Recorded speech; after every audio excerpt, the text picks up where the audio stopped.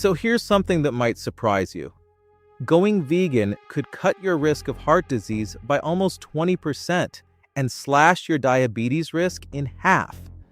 But at the same time, about 50% of vegans are walking around with a serious vitamin deficiency that could cause permanent nerve damage. That's the paradox we're diving into today. And by the end of this video, you're going to understand exactly what the research says about vegan diets, both the incredible benefits and the very real risks that nobody likes to talk about. Let me start by being clear about what we're discussing here. A vegan diet means excluding all animal products. No meat, no dairy, no eggs. About 2% of people in the United States follow this way of eating, and here's what's interesting. Major health organizations, including the American and Canadian Dietetic Associations, have officially stated that well-planned vegan diets are nutritionally adequate for all stages of life. But notice those two words there, well-planned. That's going to be the key to everything we talk about today. What I'm going to show you is that vegan diets present this fascinating dichotomy. On one hand, you've got powerful, evidence-based health benefits that can protect you from some of our biggest killers. On the other hand, you've got considerable nutritional risks that demand really strategic management. Both of these things are true at the same time. Now let's talk about the good stuff first, because these benefits are genuinely impressive. Understanding these advantages is important because they're the main reason people adopt this diet, and they align really well with public health goals for preventing chronic disease. Research consistently shows that vegan diets are associated with superior dietary quality scores and significant protective effects across several health areas. Let's start with cardiovascular health because this is where the evidence is really strong. Compared to people eating omnivorous diets, vegans show significantly lower levels of total cholesterol, LDL cholesterol, that's the bad kind, and triglycerides. But here's where it gets really interesting. When researchers combined data from multiple studies, they found that sticking to a vegan diet reduces your risk of cardiovascular disease by 15 to 18%. That's a substantial protective effect, especially for coronary heart disease specifically. And there's this one marker that I find particularly fascinating. Vegans show a 32% reduction in something called high-sensitivity C-reactive protein, or hsCRP. Now, you might be wondering what that is. It's basically a primary marker of systemic inflammation in your body, and it's strongly linked to cardiovascular risk. A 32% reduction is huge. Now let's shift gears and talk about metabolic health, particularly type 2 diabetes and weight management. This is where vegan diets really shine. Large-scale studies have revealed something pretty dramatic. The prevalence of type 2 diabetes among vegans is only 2.9%, compared to 7.6% in non-vegetarians. After researchers adjusted for other lifestyle factors, things like exercise and smoking, vegans still maintained a 49% lower risk of developing diabetes. That's essentially cutting your risk in half. Clinical trials have also shown that adopting a vegan diet significantly improves glycemic control. That's your blood sugar management, as measured by reduced HbA1c levels. It also enhances insulin sensitivity in both healthy people and those who already have diabetes. And when it comes to weight, the findings are consistent across numerous studies. Vegans typically have the lowest body mass index of all dietary groups, with a mean difference of 1.7 to 5.2 units compared to non-vegetarians. When people adopt a vegan diet in controlled trials, they achieve significant weight loss, ranging from 2.5 to almost 7 kilograms. That weight loss is also associated with favorable changes in body composition, including a reduction in visceral fat. That's the dangerous fat around your organs. The evidence also suggests that vegan diets offer protective effects against several forms of cancer. Studies report a 14 to 18% lower incidence of overall cancer in vegans compared to meat eaters. This protection has been specifically noted for stomach cancer, colorectal cancer, and cancers of the lymphatic and blood-related systems.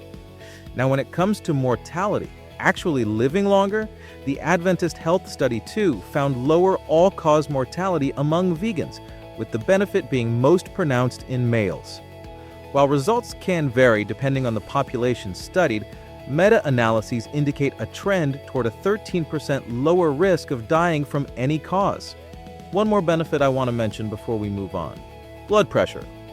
Vegan diets are well documented to improve blood pressure, with average reductions of 2.6 millimeters of mercury in systolic pressure and 1.3 in diastolic pressure compared to omnivorous diets. Now, that might not sound like much, but at a population level, these reductions are significant. Studies show that vegans have a 75% lower risk of developing hypertension. So those are the benefits, and they're compelling. But now we need to talk about the other side of this equation. Here's the thing, and this is critical to understand. These risks I'm about to describe aren't inherent flaws in plant-based eating. They're predictable challenges that require awareness and proactive management. If you ignore them, you can face serious and sometimes irreversible health consequences. The most severe risk is vitamin B12 deficiency, which affects approximately 50% of vegans. Let me say that again. Half of vegans are deficient in B12. Why does this matter so much? Because vitamin B12 is essential for neurological function. A deficiency can cause severe and potentially irreversible damage, including degeneration of the myelin sheath that protects your nerves, cognitive impairments, and neuropathy. Research shows that nearly 40% of vegans who don't use B12 supplements exhibit early signs of neuropathy. This isn't something to mess around with. The damage can be permanent. Next up is calcium, and this is another area where vegan diets consistently fall short.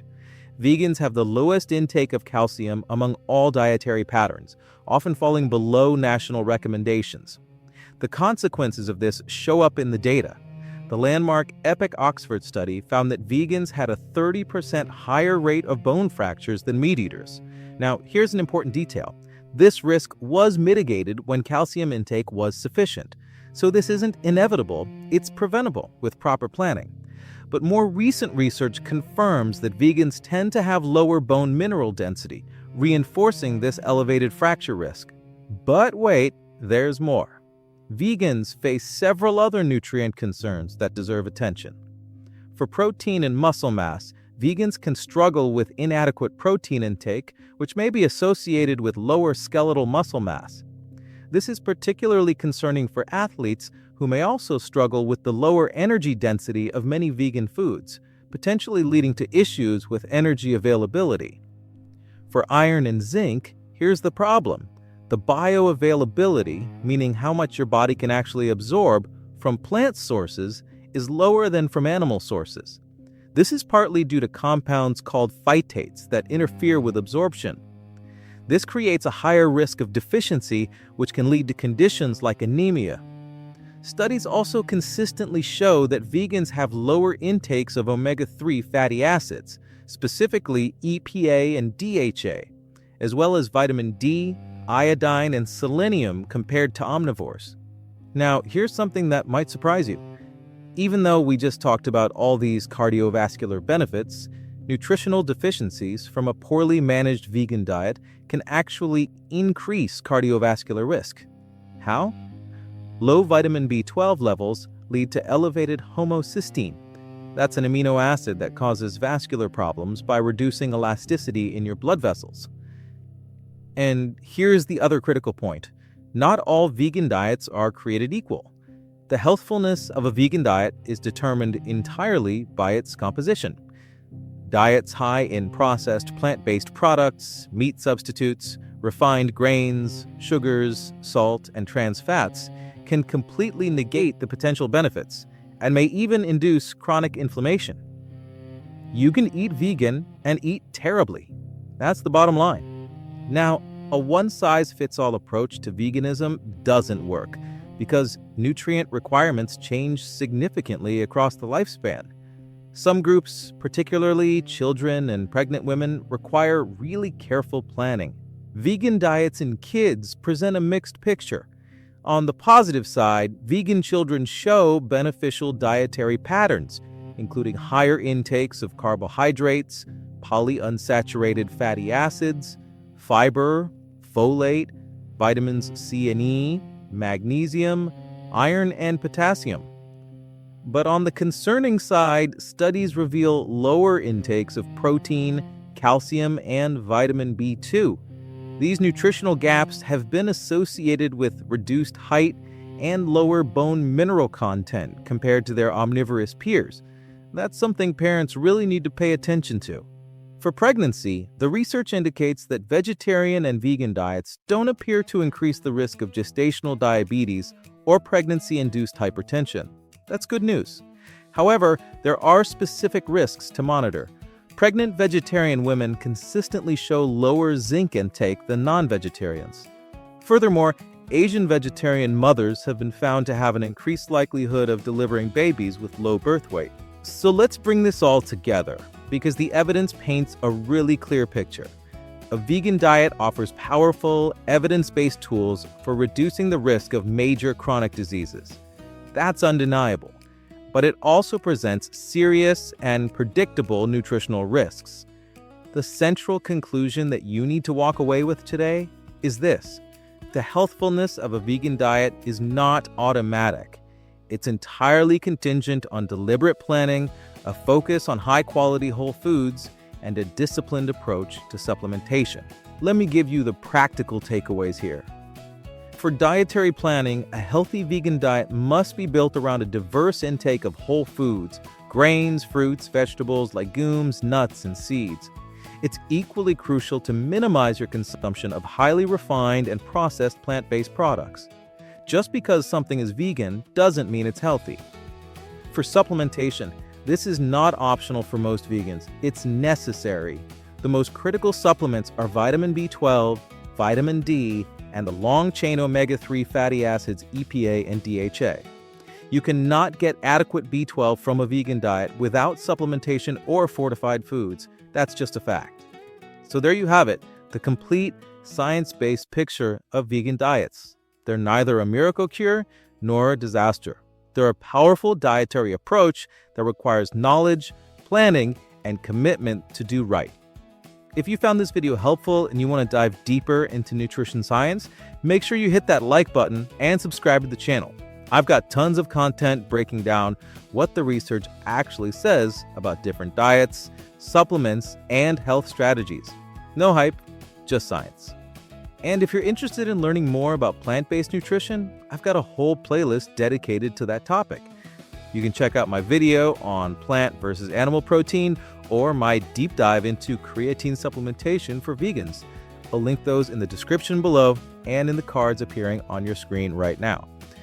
Drop a comment below and let me know. Are you following a vegan diet or are you thinking about trying it? What's your biggest concern or question? I read every comment and I love hearing from you. Thanks for watching, and I'll see you in the next video.